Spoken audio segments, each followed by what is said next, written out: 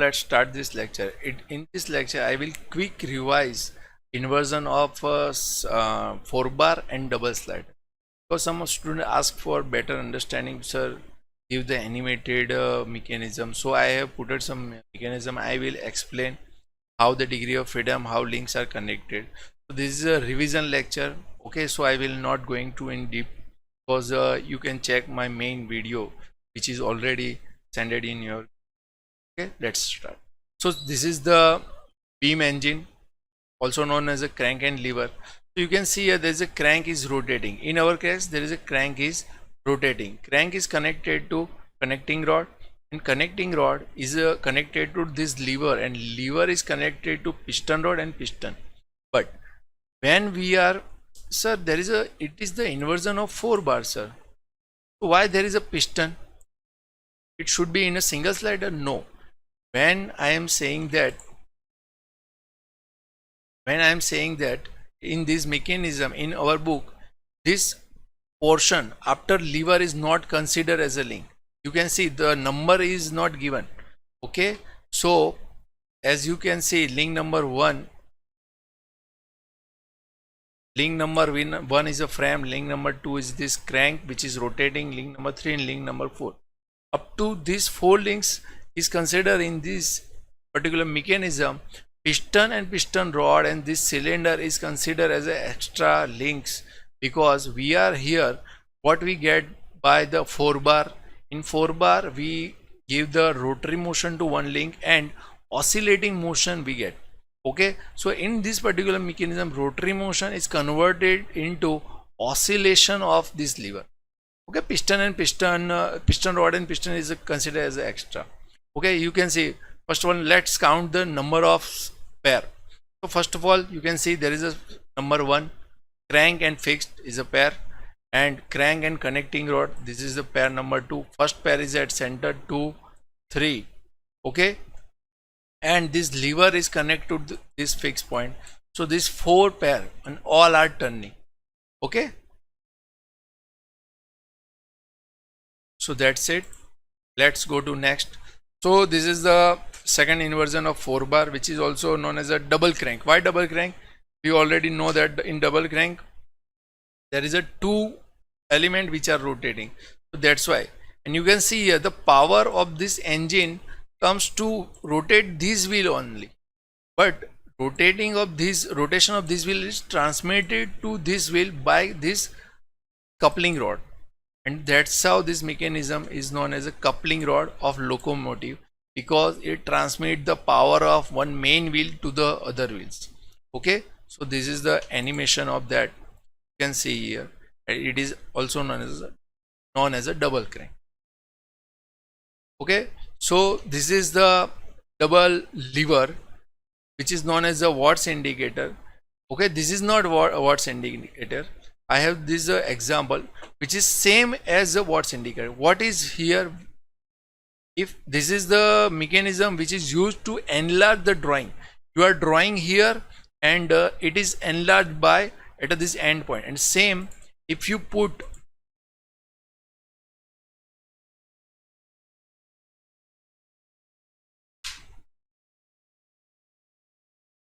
if you draw here straight line, and then straight line will be drawn here. Same as here, you can see this piston wheel, if piston this reciprocate in a straight line, what will happen? This straight line will be enlarged. This minor displacement of piston will give us larger distance. Okay, and it's indicate also. So same, it is the same as Watt indicator. Okay, this is not in this animation is not Watt's indicator. Let's start the inversion of double slider. In double slider, first inversion is a elliptical tremble. So you can see there is a 2 slider is here, 1 and 2, and in this case you can see here this is the slider number 1 and second is a slider number 2. One is a horizontal, second is a vertical, and as you can see this is a P point is here for drawing the elliptical. Same as in this link, there is a P point is put it outside of this link. Okay, so we can find the larger ellipse. So you can see the animation as you, in this case, as you select the other point, the ellipse you will find will be different. At different point, if you put point here and consider this, the elliptical view you will find will be different. So different size of ellipse you can find. It is totally depend upon this distance. As you go further, ellipse will be larger. Okay, so this is the elliptical Dremel. Second is a Scotch-Yoke mechanism, and as you know, in Scotch-Yoke mechanism or all other mechanism of double slider, there will be two sliding pair. And which are the two sliding pair? Here you can see there is this element which is sliding between this path, and due to that it is not sliding, actually it is rotating, but it has to move in further direction. It pushed this blue rod in this direction, and we see that it is sliding upward direction, but it is actually rotating, and it will push this rod in this direction, and this slider is sliding inside the cylinder. Okay, let's check this.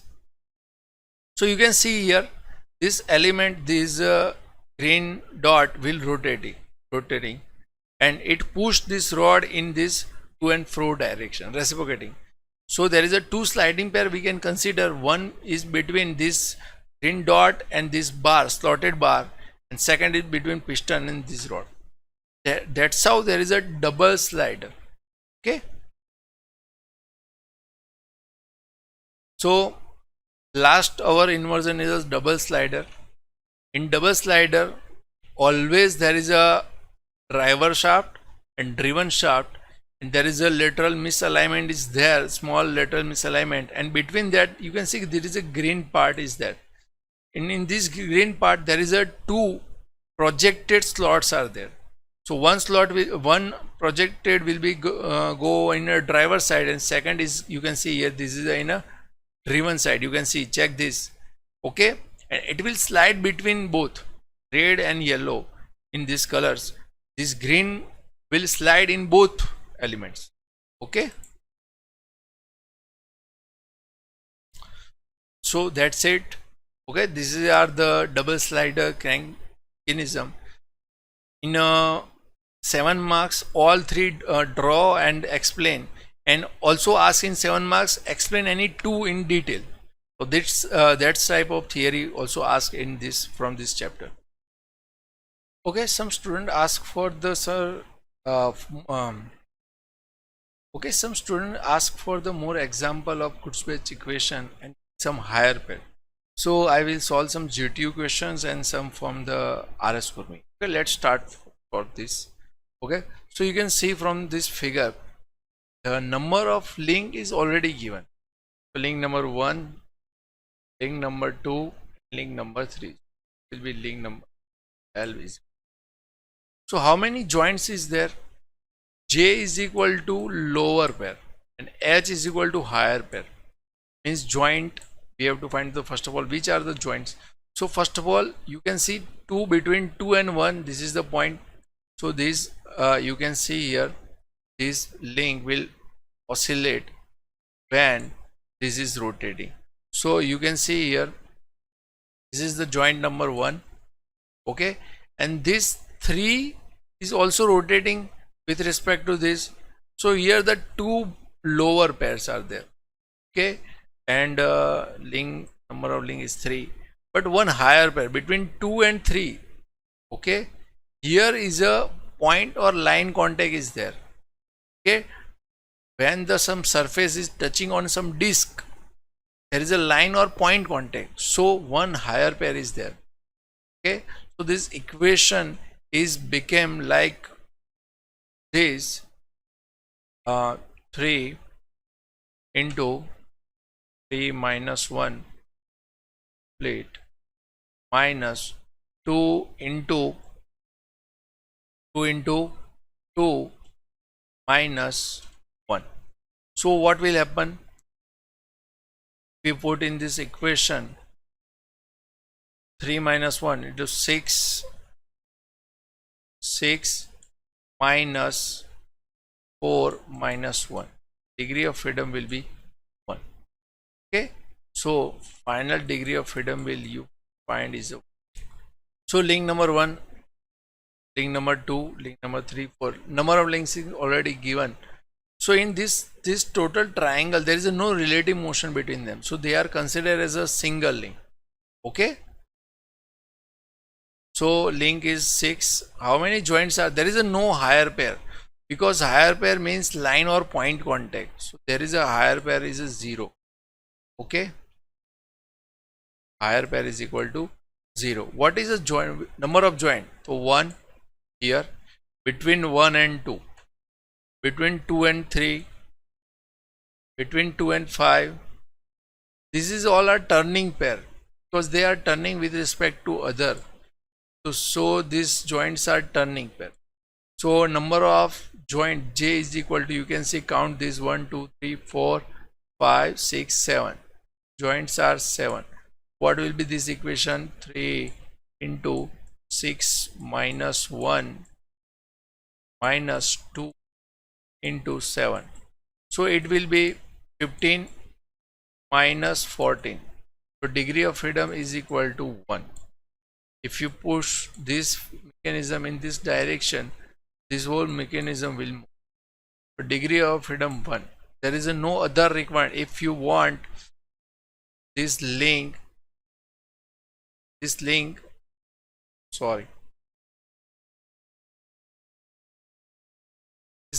this direction, there is only one input is required. Push this link, or you can push any one link, and this mechanism will reach in this condition. Okay, next. Okay, so this is a very tricky and very important example for the Kurzbach, because there is a higher pair and there is a roller. When there is any roller on a surface, there is a possibility of sliding. Okay, first of all, find the degree of freedom. So check this. There is a 1 2 3. This wheel or roller is a link number 4. So how many 4 links are there? How many joint? First is there is a turning pair between 1 and 2. Between 2 and 3 there is a turning pair. 3 and 4, because this roller is rolling with respect to 3, so 3 turning pair lower, and there is a point contact between this wheel and this surface, there is a 1 higher pair. So if we put this here 4, here 3, here 1, what we get? We will get 2. Degree of freedom 2. 4 minus 1 is equal to 3. 3 into 3, 9. 9 minus 6 minus 1. So this will be 7. 9 minus 7, this will be 2. So why there is a degree of freedom 2, and how it is possible? Okay. So first of all, check this. If you try to rotate this wheel, okay, why there is a degree of freedom 2 here? Consider, and you can see in book there is a note is given in a book. If there is a friction is less, there is a chances of this wheel on a slipping, means a slippage is possible in this case. So how it is possible? So consider this. If I want to move this link in this condition, if I rotate this wheel, what will happen? If there is enough friction, sufficient friction is there, it will rotate and it push this connecting rod, and this crank will be in this condition.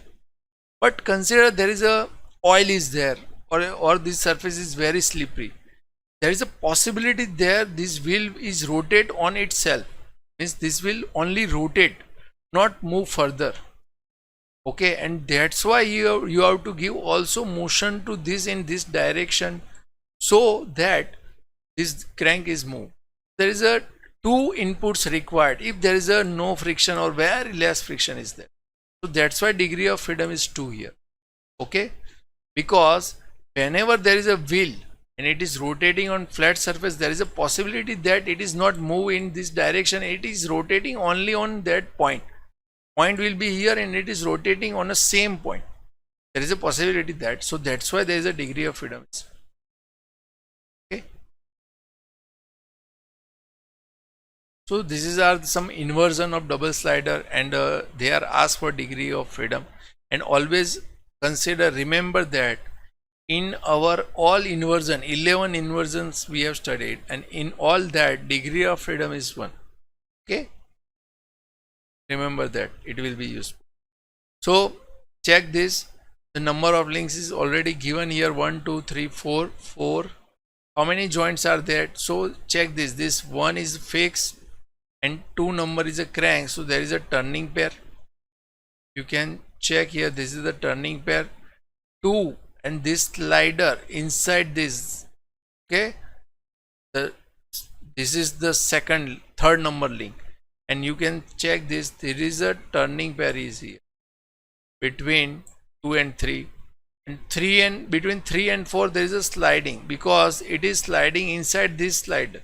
Okay, so 3 and 4 there is a sliding pair, and 4 is sliding inside this cylinder, so sliding pair is there. 2 sliding, 2 turning, so joints are 4, links are 4, and degree of freedom is a. Okay, so that's it. This is the basic examples of for the degree of